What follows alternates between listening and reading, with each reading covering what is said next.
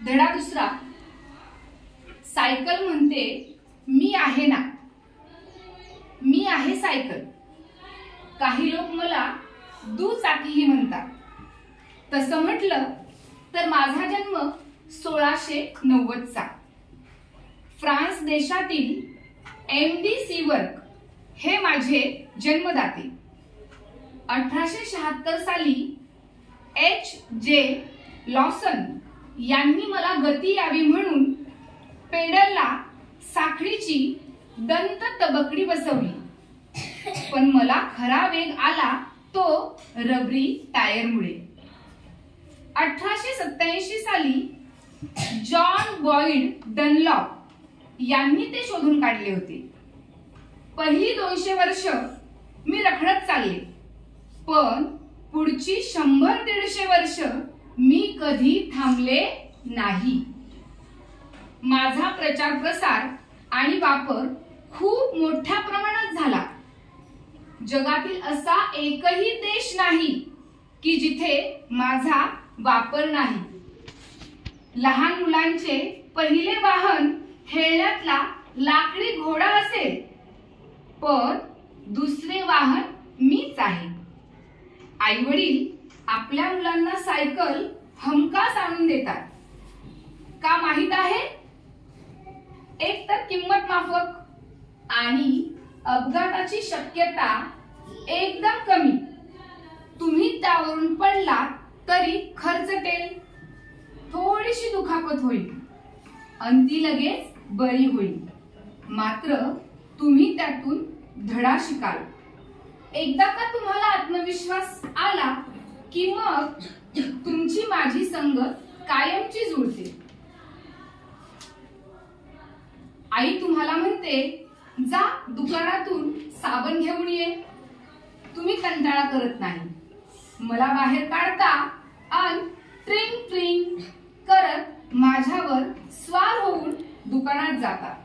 साबण आणता, कधी भाजीपाला, कधी आजोबांच्या औषधांच्या गोळ्या, तर कधी दूध आणता. घरात मी असले की अशी छोटी मोठी कामे पटापट होतात, नाही का?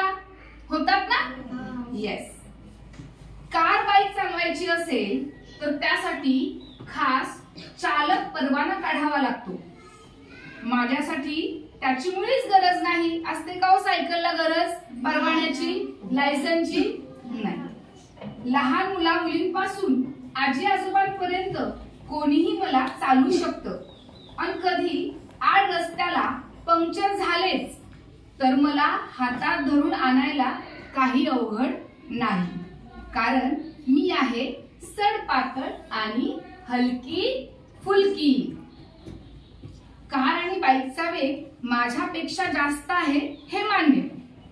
खूप लांब जायचं असेल किंवा काही तातडीचं काम असेल तर त्यांचा वापर जरूर करावा. पण शाळेला, बाजाराला, ऑफिसला जायचं असेल तर एवढ्या वेगाची काय गरज? सरळ माझ्यावर स्वार व्हा आणि कमी अंतरावरचा प्रवास सुखद करा. होतो की नाही सायकलवरचा प्रवास सुखद? मी तुमच्यासाठी 2 दृष्टीने लाभदायक आहे, वैयक्तिक आणि सामाजिक.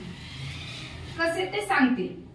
हे पहा, तुम्ही रोज मला नियमितपणे चालवलं तर तुम्हाला वेगळा व्यायाम करण्याची गरज पडणार नाही. करावा लागेल का वेगळा व्यायाम मला चालवलं तर? दुसरं, घाम येईपर्यंत मला चालवल्यानं तुमची फुफ्फुसे अधिक कार्यक्षम होतात, मांसपेशी तंदुरुस्त राहतात. घाम निघाल्याने जादा मेद जळून जातो व प्रतिकार शक्ती वाढते आणि तुमच्या पायांचे स्नायू बळकट होतात. हा झाला आरोग्याचा फायदा. माझी किंमत तशी माफकच, त्यामुळे तुमचे पैसे वाचतात. माझ्या दुरुस्तीचा खर्चही फार होत नाही. मला पेट्रोल डिझेल लागत नाही. सायकलला लागतं का हो पेट्रोल डिझेल? नाही. त्यातूनही पैसे वाचतात, शिवाय इंधन बचतही होते. माझ्यासाठी पार्किंगला जास्त फारशी अडचण येत नाही। या वैयक्तिक लाभांबरोबर मी सामाजिक व राष्ट्रीय लाभांनाही हातभार लावते। तो कसा ते ऐकायचंय? आपल्या देशाला पेट्रोल, डिझेल, रॉकेट परदेशातून विकत घ्यावे लागते, त्यामुळे आपले चलन परदेशात जाते ना। आपण बाहेरच्या देशातून विकत घेतो परदेशातून, मग आपलं चलन परदेशात जातं, ते वाचवायला हवे। वाहनांची संख्या वाढली की वायू प्रदूषण वाढते, वाहतूक कोंडी होते। मोठ्या शहरात या समस्या आता जीवघेण्या ठरत आहेत। तुम्ही सगळ्यांनी सावध व्हायला पाहिजे। पर्याय नसला तर गोष्ट वेगळी, पण मी आहे ना त्याला पर्याय। प्रदूषण टाळण्यासाठी वाहतूक क्षेत्रात माझा वापर जगभर होत आहे।